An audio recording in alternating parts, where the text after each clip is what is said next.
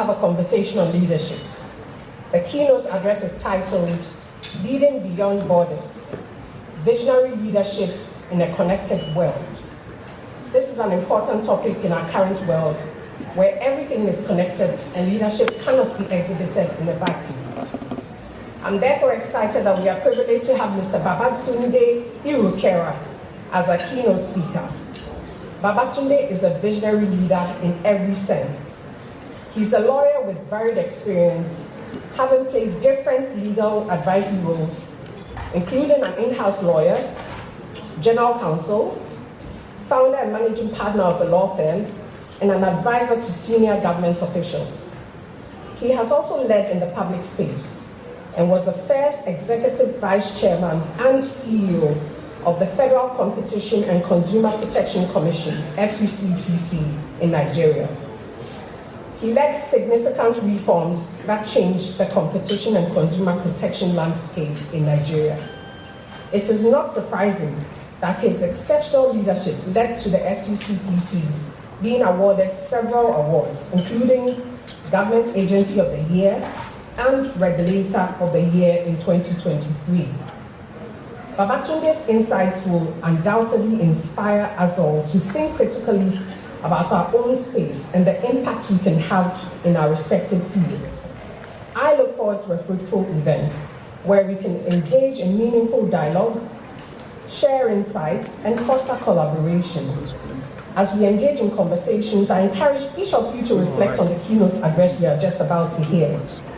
On behalf of ENS, I would like to extend my gratitude to all of you for being here today. Your presence underscores the importance of our collective mission of providing visionary leadership in a connected world. And I look forward to the discussions that will unfold hereafter. On this note, I would like to invite on stage Mr. Babatunde Irukera.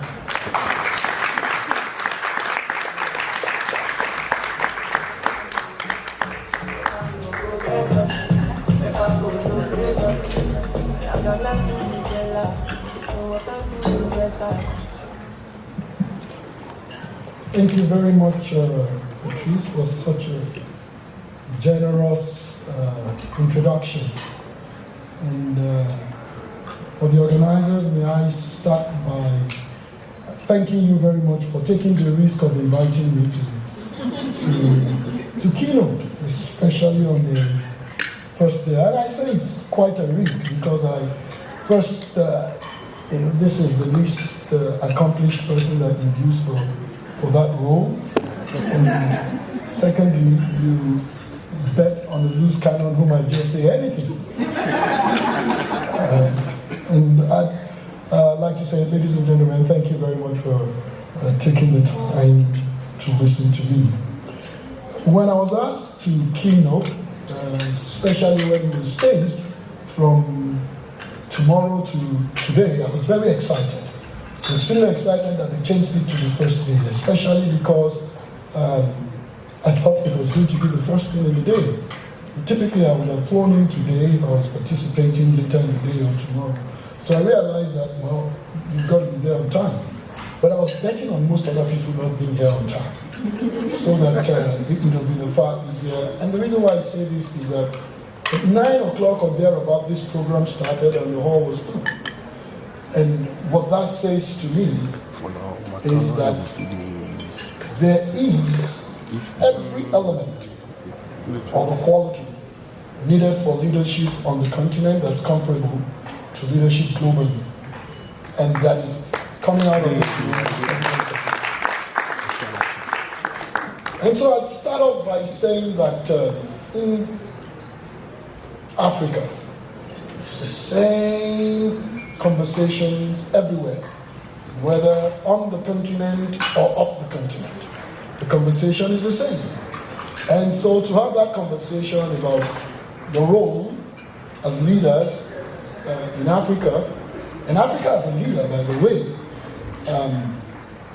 in Ghana, in Accra, the home of the Secretariat of our Continental Free Trade Area, an agreement. At the time we're having it, I think it's very fortuitous. and very good. Many times we think and consider leadership from our individual capacities. But one of the most important things that we hear every time is Africa's role in the world. And truly, I personally believe that Africa can take the lead. There is no place in the world that has a more diverse ecosystem like Africa. There is no place that represents the energy of the future quite like Africa. We've got what, 1.3 billion people? And we expect that we will be 2.5 billion people by 2050. Currently, 70% of those 1.3 billion people are under the age of 30. And it was good to listen to the presentations this morning on talking about the digital market space. Because we know that what most of the people in this room, as young as many people who are here, would be to learn technology. But for those of you who have children, sometimes, especially the very young ones, don't you just wonder that those babies come programmed to be able to operate a smart device? Don't you just, they just go, and so they've got, their DNA is digital, they're ready. And so to say the vast majority of them would be in these 54 countries in Africa, that tells me that at the end of the day, leadership is ours to take. And when we talk about African leadership or organizational leadership, we don't talk about a place, we don't talk about a geography, we don't talk about the mineral resources below the ground, and by the way, Africa is the most gifted in the world with that. I don't even know why there's any woman in the world who won't love Africa. Because to imagine that the two biggest exports from Africa, it's not even oil, it's gold and diamonds. Can you imagine that?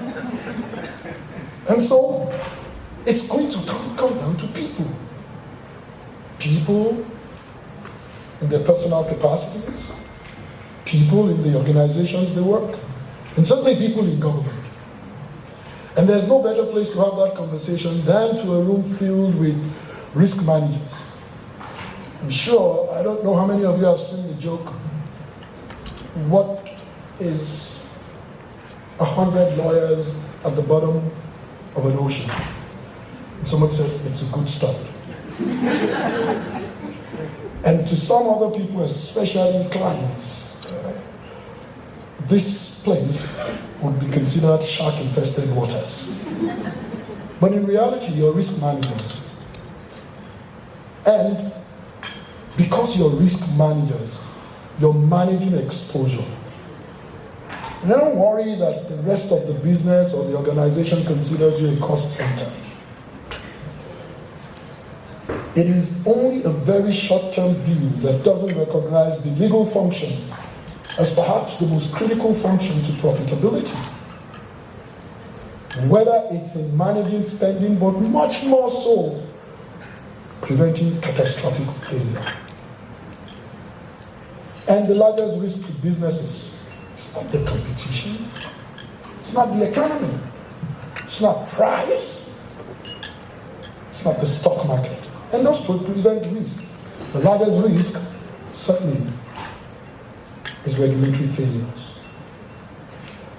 In our lifetime, I have seen a company that had just a few days to change everything branded in its name, including the mug on the tables. Accenture. Correct? In our lifetime, I have seen one of the largest energy companies in the world literally close, and Ken Lay, the chief executive, end up on a bunk bed in jail. Enron. Each of these businesses were extremely profitable, but they were confronted with devastating and catastrophic regulatory exposure. And this was in part on account of the conduct of people in the operations of those businesses. But I say it was on account of failures of people who are like us, seated in this room. Because the operations would always do what they will. It's the risk managers who ensure that they contain exposure. And so that's one of the most important things about leadership. It's not so much as the title or the position. It's not even about what people think. It's really about what is fundamental about what you do. I remember in 2017, I was appointed to be the Director General of the then Nigerian Consumer Protection Council. I thought that that was a grievous disservice, at least to me. And if I didn't feel inspired about being appointed to the role, why would the country expect anything positive from me? And I remember going back to some very senior person in government after I had been to the agency and seen the place. I received the handover notes. I felt even worse. In the office of the chief executive, which was the best office in the building, the desk I sat on, I called it the island. Because to the left was a sofa and a visitor sitting area, and to the left was a conference, chief executive's conference table. And when it rained on both sides, except on the desk in the middle. So I said I sat on the island. So I went back and I said, I think there's been an error in this appointment. I think the number of C's and P in the names of many of the government agencies has confused you guys. I think the similarity in the titles of the chief executives have confused you guys. I think when you sent me to the CPC, you need to change the title from DG. It's missing one letter. And this person humored me and said, what letter would be missing from DG? I said, M needs to be somewhere in this title. And I think with all the C's, you meant NNPC, not CPC. And instead of DG, it should have been GMD. Because surely that's a better place to be than in CPC. I remember starting to meet with chief executive of all the other regulatory authorities. And almost every single one of them asked me why I wanted to meet with them. Fellow government chief executive, why do you want to meet with us? Well, I'm thinking maybe we can work together, have a memorandum of understanding. So let the work continue the way it is. I think might have been only one or two who agreed. And I'd say in the almost 6 years that I worked there, not until 2022 did a single senior operative of another regulator come to the offices of the CPC, even after I became the FCCPC. But in the last year that I worked there, 4 chief executives came, a deputy governor of the central bank came. And why is this a good anecdote? Leadership is what we make of the role. And so if you're general counsel or regulatory affairs manager, you would only be valued based on what you bring to the table. It's not, you can't advocate for who you are. You cannot convince any business that needs to allocate resources to what you do that you're the leader of that business unless you can show them how you affect the bottom line. Not just in basic ways, but in ways they could never imagine. And so, whether it's in your business, in your job, or as a continent, I have decided to say, look, this whole resilience and leadership thing for us as a continent or as businesses, or as a legal function, must come to the question of our possibilities and our probabilities. And that's the question of how probable really are our possibilities. And I strongly believe that our possibilities on this continent, our possibilities in our respective roles, are far more probable than we consider them to be. In barely 5 years, and with 2 years stolen by COVID between 2019 and 2023, the law changed in Nigeria, and for the first time, Nigeria got a composite competition regulator. Now, this was something that the country had made repeated failed attempts at from 1999. As of 2019, Nigeria was the only country with a population its size that didn't have a competition regulator. Nigeria was the only country that had privatized public enterprise, the magnitude it had, without having a competitive framework that it privatized those things into. And of course, the inefficiencies were obvious. There's only one thing that is worse than a public monopoly. You know, a public monopoly is bad, right? The only thing worse than a public monopoly is a private monopoly. Because at least a public monopoly is not efficient, it's not innovative, doesn't care about providing service, it's not responsive, it's not sensitive, but doesn't care whether it's profitable or not. But a private monopoly is all those things because there's no reason to be anything different. But it cares to make money.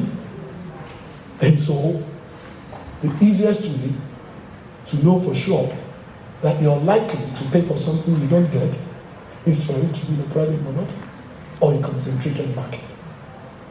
And so that was the country we had. And almost all the markets, all the important things, whether it's bread, wheat, sugar, rice, telecommunications, transportation, all of those markets are concentrated across Africa. And so we must provide the leadership that unlocks opportunity, that unlocks fairness, that unlocks impact. If we don't do that, we fail. Doesn't matter how long we are on the job. But if we succeed in that, we pass. It also doesn't matter how long we are on the job. And so, what I'd like to leave with you in the coming day to talk about your work and the theme for this year is, what's your real role in providing leadership? And what are the impediments? When I checked the meaning of the word resilience, but it's a very important point. Adaptation, quick recovery, tenacity, capacity, and stamina to withstand. If there was ever any corner of the planet where you need all these qualities, we're standing right at the trigger on the western coast of that space on the planet, where those are the things that will define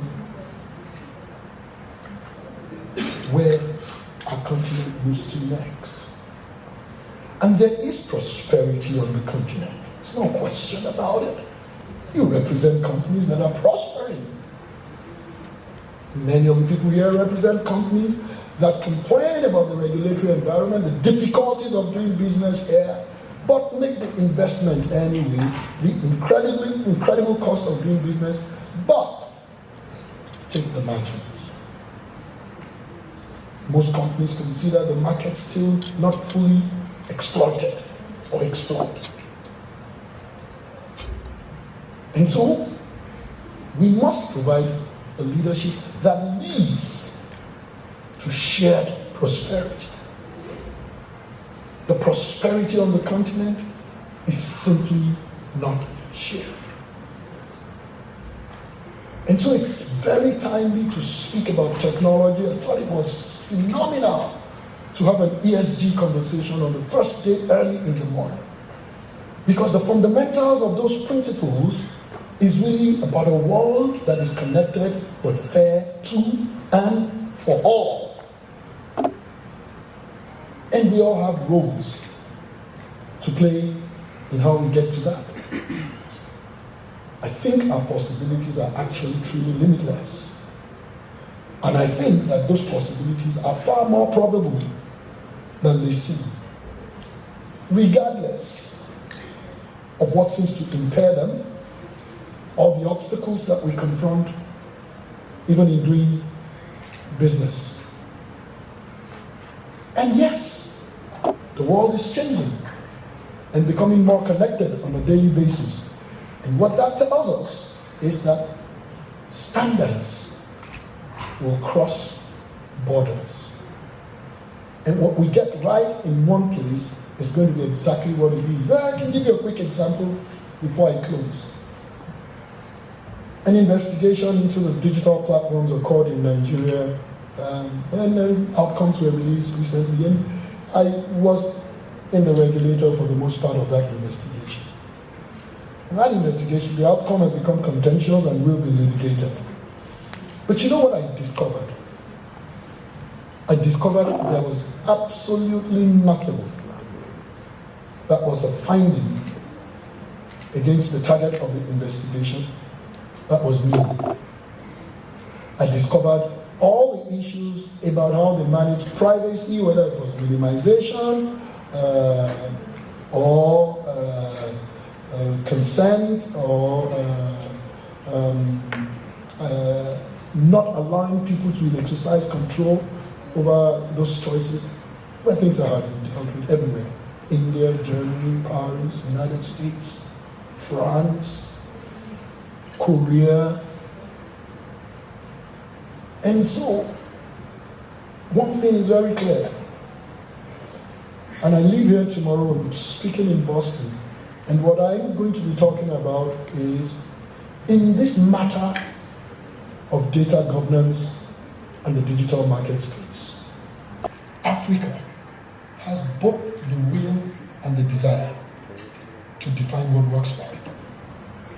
And unless we're adopting a fair global governance framework, the framework that emerges from Africa will disrupt everything else. That's how connected the world is. Sometimes you hear data is the new oil. And so, leadership today requires some resilience. It requires energy, stamina, but it also requires incredible forward thinking. There's a proverb in Igbo land in Nigeria, profound.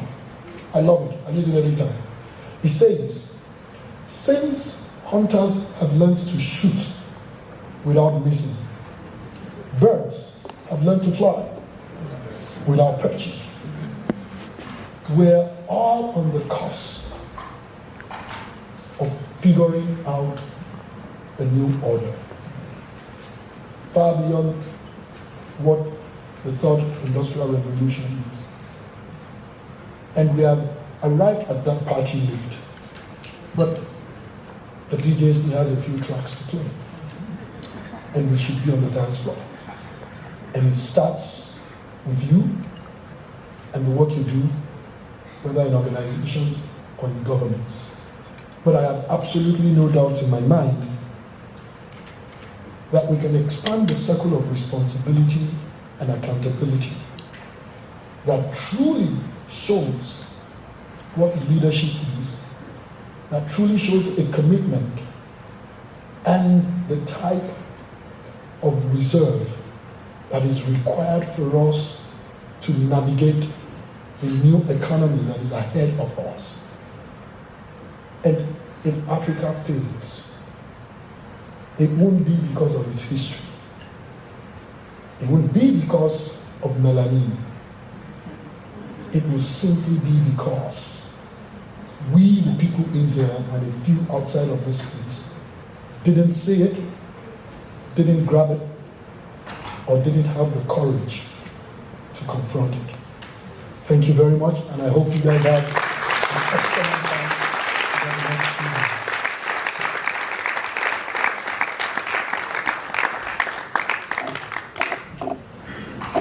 That was quite thought-provoking.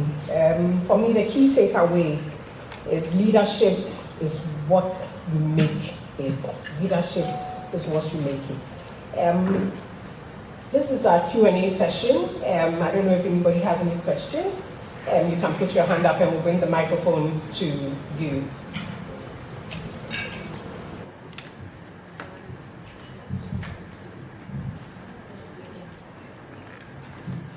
Good morning. Thank you very much, Mr. Irukera, for such an insightful speech. I think it's not necessarily a question. I just had to share two reflections that came to mind. Sorry, my name is Gloria. I come from Nigeria. I had to share two reflections that came to mind. One as a leader of a legal function, and then just the second one as a leader generally. So I work in an E&P company that's in oil and gas, and sometimes, you get this sense of feedback from the guys, the technical guys or the guys in geology, when they suggest that, okay, it's now time, you've done your work, you've closed the transaction, it's now time for us to do the real work. And I always say to them, well, they stopped saying that after I addressed them, but what I told them at the time was, I make it possible for you to do your job. Okay, you think I'm just a cost center, fine. There's an oil well in your backyard, go and drill it, if you think you can. I'm the one who makes it space for you to do what you do. So when they try to relegate you to that role of just being a cost center, please remember, you are the one that makes the playground that they play. And so when he says leadership is what you make of it, very, very true. The second thing that came to mind was when he spoke about this generation that seems to be born with digitalization in them. I have a 2-year-old who seemed to learn how to swipe right before she knew how to hold a spoon, And so I always wonder about the coming generation, Sometimes the audacity is unmatched. They do things, they say things that you would never have had the nerve to even think about. But with that comes just the tenacity, the creativity, innovation in them. So what I always say, is that if as a lawyer, you see that all of us are mostly dressed in silver colors, you might get someone who comes into your team with pink hair and purple jeans. I think we're at the point where we need to look past that and try to see what we can harvest from this coming generation, just as a leader generally. So those are the thoughts that came to mind. Thank you very much.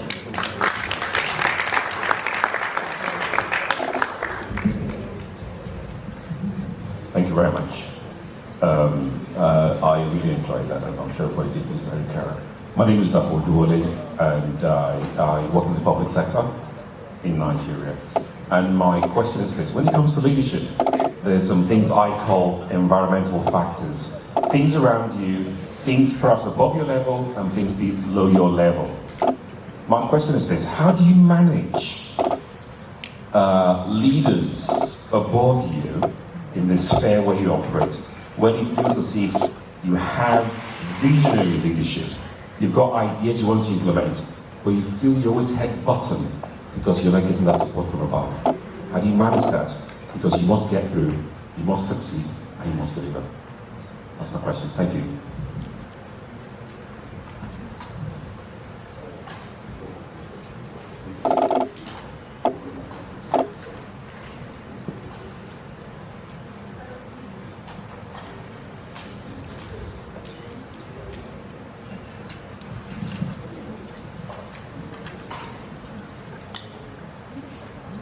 Okay, hi.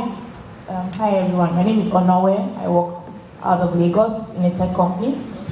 I wanted to ask, sir, you spoke about the resistance you faced when you began your work as the chairman of the CPC at the time, and how you had to, keep at it until you overcame that resistance. You didn't have support from other CEOs in other organizations, and you didn't have that in the last year of the term. So how did you, practical steps, right? What did you do to ensure that you were able to be resilient? How did you keep your vision alive for those years without that support, that other people would have given up without that? So that's my question. Any more questions? We are running out of time.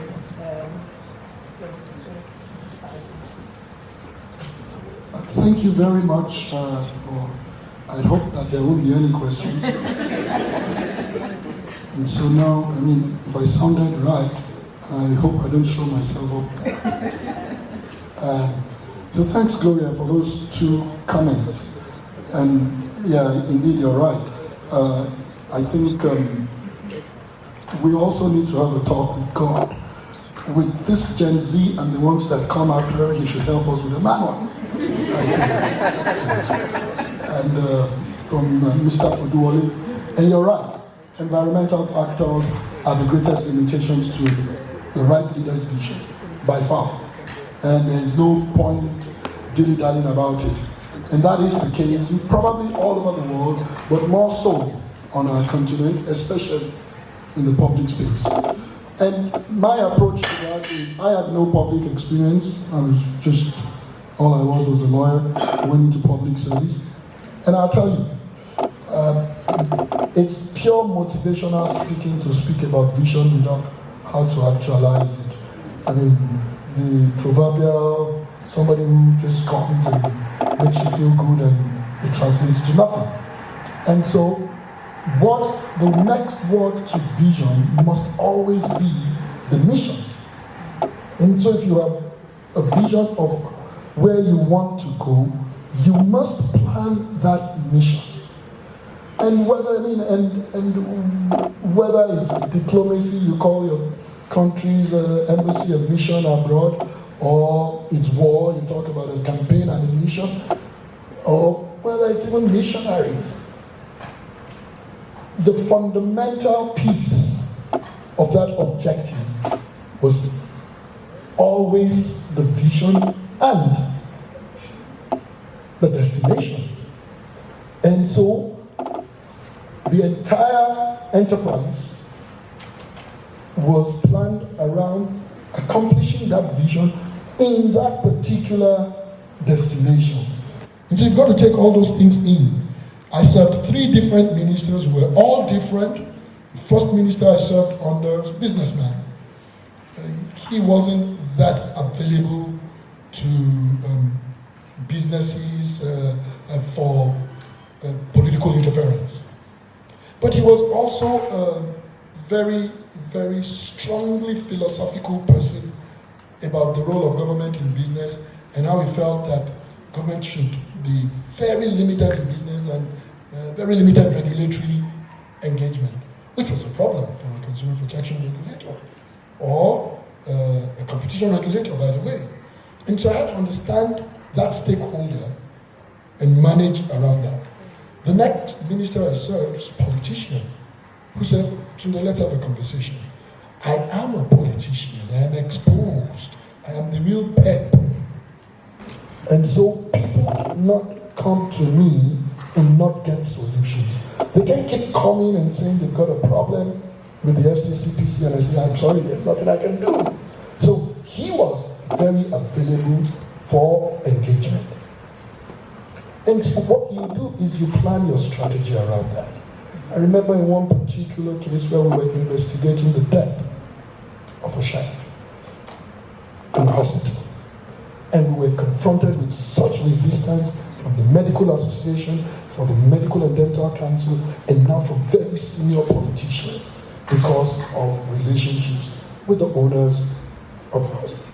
And I had a boss who said to me, "I need commitment." And I said to him, I said, "Here's what's going to happen. We will conduct this investigation to the end. We will headbutt with even the other government entities and the professional associations, but we must do this. If we don't break this seal, we will never get beyond where we are."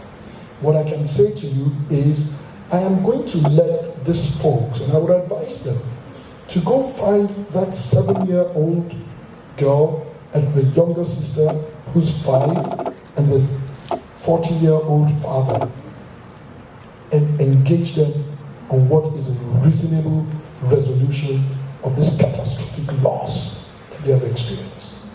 And because of that, the FCCPC's penalty framework will concur with whatever the mutual understanding is. But as far as the investigation that comes to an end, to establish accountability and sense of liability, it won't stop. And so you give, you take. You let them see what the bigger picture is. And so you must understand that at the end of the day, even those political leaders, even when their reasons are compromised, even when their reasons are potential financial compromise, there are ways you can kick that bucket further down the line. And you know, some of the challenges we experience in Africa is compromise. And what I would say with respect to the penalty regime was, here is what the book says. Here is the latitude the agency has. You stay out of it. We have decided where on the spectrum we would be comfortable. And so we're going to go beyond that on the spectrum. You can intervene, you can be an intervener that successfully assists this business to find its way to some other place better on the spectrum. And so your strategy, like I said, your mission must be such that you've got the inbuilt mechanism to still get to the place where you want to go. And also think about it. What are the real objectives of those schools? What are their real objectives? And sometimes you've got to walk back from the answer. And so these are not perfect solutions, but they're solutions for the day. When that institution is strong and there's a new crop of national, regional, continental leadership, the issues they will face will be different. But you succeeded for the day and left an institution for others to succeed in continuing to build. And the next question, Richard, the practical steps. I think I just explained one. One of the things I found in dealing with everybody else, other regulators, is building consensus. Try to build consensus as much as you can, but be very clear about what is acceptable or what is not acceptable. And you also have to just keep your eye on the ball, be extremely, again, is the resilience, the tenacity, the stamina, and ability to recover.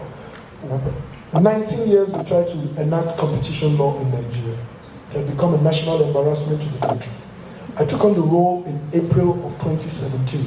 By December 2017, we succeeded in moving a piece of legislation out of the National Assembly to the President for assent. It happened. I timed it to be, we worked so hard.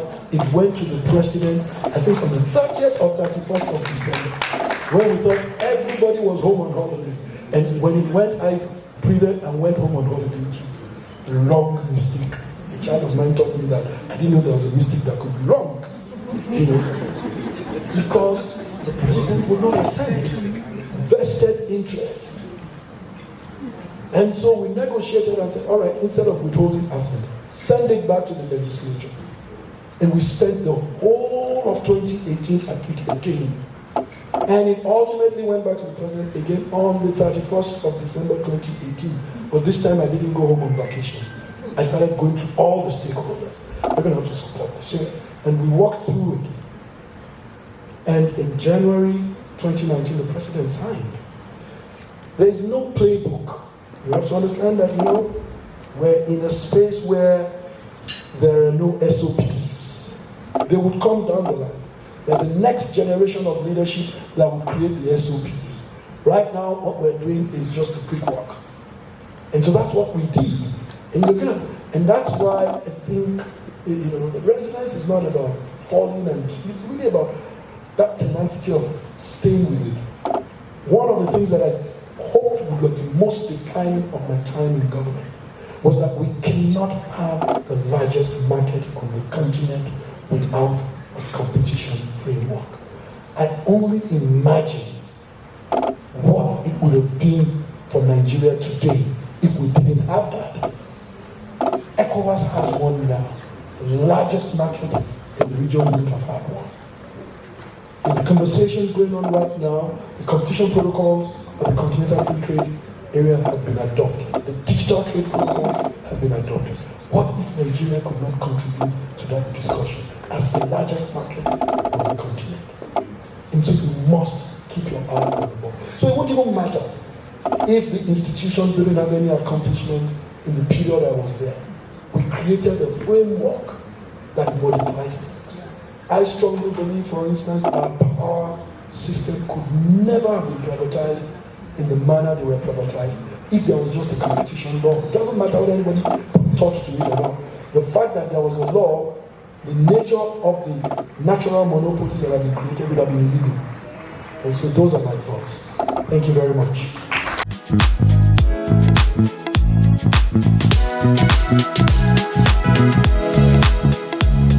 you.